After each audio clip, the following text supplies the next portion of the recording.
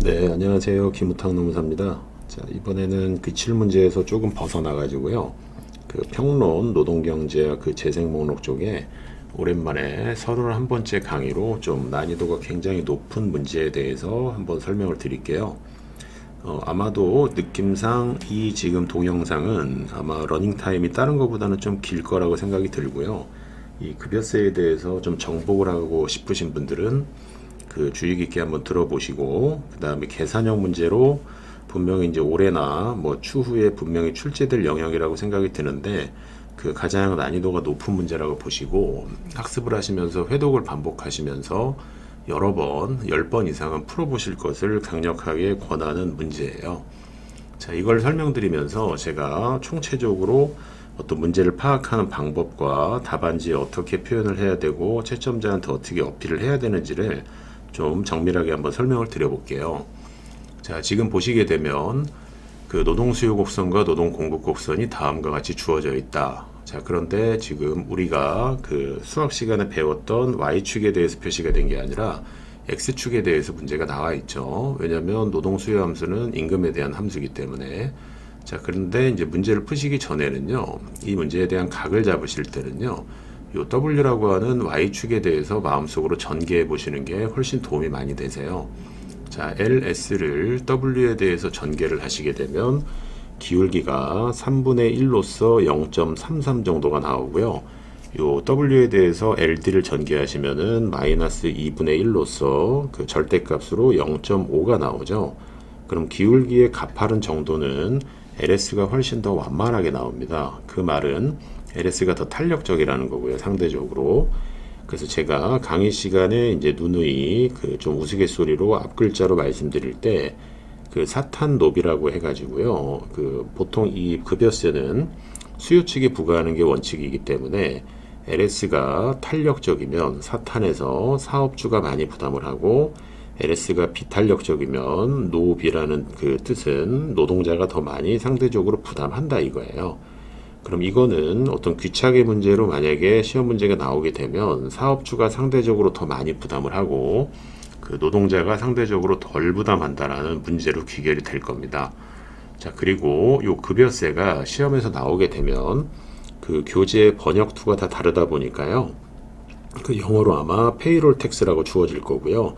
그 페이롤 텍스를 왜 수험생분들이 헷갈려 하시냐면, 보통 여러분들이 나중에 수습 근로자로서, 그러니까 수습 근로자라고 제가 표현하는 거는 그 노무사로서 이제 수습 노무사를 시작하시게 되면 근로자라고 인정을 안 하는 그 사무실도 있어요. 그거에 대해서는 뭐 사실 법적인 뭐 내용이어서 저는 잘 모르겠는데, 일단은 이제 근로자라고 인정이 되게 되면 이제 최저임금 이상은 이제 줘야 되는 거고요. 저도 이제 예전에 그 올해는 제가 이제 지금 수습 계획이 없는데 수습 노무사분을 뽑으실 때 그 최저임금 이상을 줬습니다. 자, 그랬을 때 원천징수 되는 근로소득세가 있는데, 그 노동 공급에서 뭐 소득세 어쩌고 저쩌고 하는 거 있잖아요. 그 세금이 아니에요. 이 페이롤 텍스는 우리나라 버전으로 말씀드리면은 그 산재보험료가 가장 대표적이고요. 그 다음에 고용보험 보험료 중에 그 직업능력개발과 고용안정사업, 즉 사업자한테 전액 부담하는 그러한 어떤 사회보장세, 이런 것들을 외국에서는 통칭해서 급여세, 페이롤 텍스라고 부르고 있거든요. 그래서 별말이 없더라도 사용자한테 부과되는 게 맞아요. 그래서 LD가 좌측 또는 하방 이동하는 게임이 돼요. 자, 그래서 제가 아까 사탄노비라고 알려드린 거고, 그리고 이제 바뀐 지점에서 이제 삼각형을 찾으시게 되면은 여기는 135라고 하는 후생 삼각형이 나타날 텐데, 삼각형이니까 계산형 문제 푸실 때 2분의 1을 절대 빠뜨리시면 안 돼요. 자, 그랬을 때 일단은 반드시 거쳐가야 되는 관문 해서 균형 임금과 균형 고용량을 구하세요 라고 되어 있어요. 자, 이게 객관식 문제였다면 이건 당연히 계산해야 되니까 물어보지도 않았을 겁니다. 자, 보시게 되면 그 LD와 LS를 그대로 이퀄 처리하셔가지고 W와 L을 계산하시면 되는데 60,280으로 나와 있고요. 그리고 답안지 쓰시는 요령은 보통 W, L 평면이라고 하기 때문에 W0, L0라고 쓰시고 L과 W로 전개하지 마시고요. W, L 순서로 하시고 초기 지점은 교과서의 관행에 따라서 00 표시해 주시는 게 채점자들을 위한 가독성이 좋아요. 자, 그래서 요거는 기본적으로 먹고 들어가야 되는 거고요. 그 다음에 급여세의 크기인 T를 계산해라 이렇게 되어 있거든요. 자, 이 T를 계산하실 때는 LD가 하방 이동한다라는 거를 꼭 기억을 하셔야 되는데, 자, Y축에 대해서 하방 이동한다라는 거를 수학적으로는 일단은 암기를 하셔야 돼요.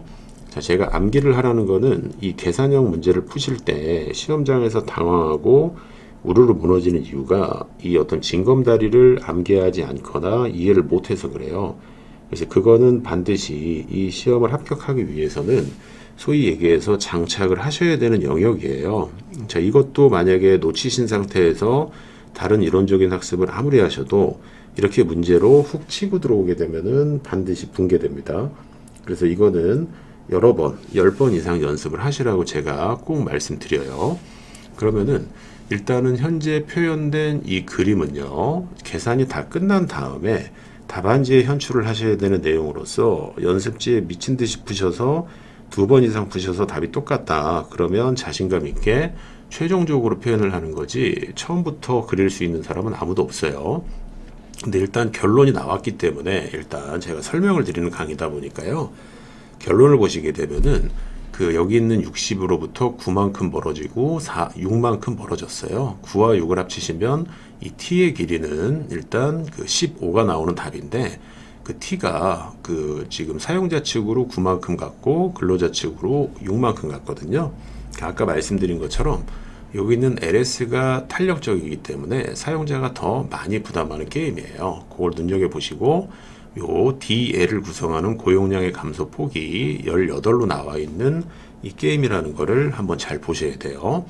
자, 그러면 다시 이제 백지 상태에서 들어가게 되면, 자, 반드시 암기하셔야 되는 건 뭐냐면 급여세가 부과가 됐다. 그거는 노동지역 곡선이 하방 이동합니다. 라고 해서 하방을 꼭 강조해 주시고, 그리고 여기 저는 괄호 안에 넣었지만 하방 이동한다라는 걸 주목을 하셔야 돼요.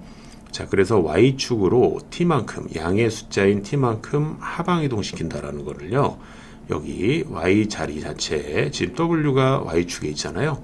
Y 자리 자체에 그 하방 이동하니까 음의 값이라고 오해하실 수 있는데, Y축으로 하방 이동하게 되면 Y 자리에 W 더하기 T를 넣어주셔야 돼요. 자, 계속 강조 드려요.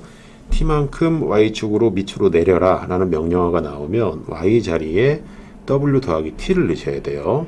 자, 이게 지금 이해가 안 되실 거예요. 그러면 지금 이 강의를 들으시는 분은 잠깐 스탑 버튼을 누르신 다음에 제가 불러드리는 식을 하나 써보세요. 자, Y는 마이너스 X 더하기 2라고 한번 써보시고요. Y는 마이너스 X 더하기 2. 그게 요 LD와 같은 1차 함수로 나오는 거는 다 아실 거예요. 자, 그리고 나서 Y축으로 1만큼 밑으로 내리겠다 라고 할 때 Y 자리에 Y 더하기 1을 넣어보세요. 그러면은 그냥 기하학적으로 단순하게 도출되는 식이 바로 이해가 되실 거거든요. 자, 그리고 나서 다시 이 자리를 보시게 되면 Y 자리에 W 더하기 T를 넣는다. 요거는 뭐 미친 듯이 별표 치고 암기하셔야 돼요. 자, 그렇게 넣게 되면 LD가 LD0에서 LD1으로 이렇게 특이하게 바뀝니다.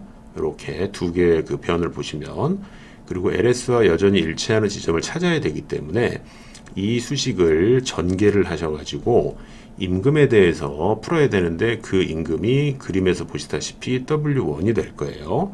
이건 그리시면서 연습하셔야 돼요. 아, 여기는 E1을 구하는구나. 그래서 E1은 지금 W1으로 체크가 될 거고, 그 W1에 대해서 풀면 미지수인 T가 이렇게 나와요. 근데 문제를 푸실 때 여기가 5분의 2라고 나와서 당황하지 마시고요. 이거는 5분의 2라고 나오기 때문에 되게 어렵다고 제가 말씀드린 문제예요. 그러면 W1이 이렇게 T에 대한 함수로 정의가 됐고요. 그리고 나서 여기 있는 LS 있죠. 자, 이 그림 보시게 되면 여기 있는 진 값을 LS에다 대입을 해야 이렇게 L1이 나와요.